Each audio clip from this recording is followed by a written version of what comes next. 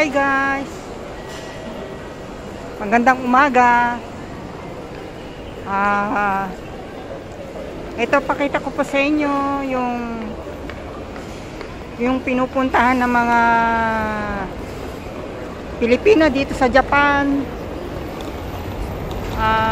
Dinadayo. Ayan. Ueno Station, Ueno Station, ayan. Ueno Station yan, JR.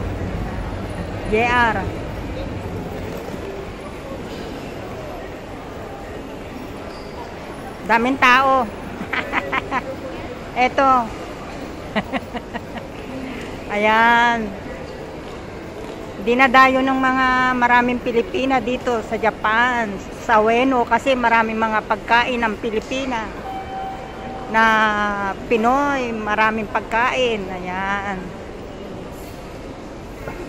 Siyempre, gusto natin kumain ng pagkain ng Pilipino. Ayan. Sige po, hanggang dito na lang. Ayan.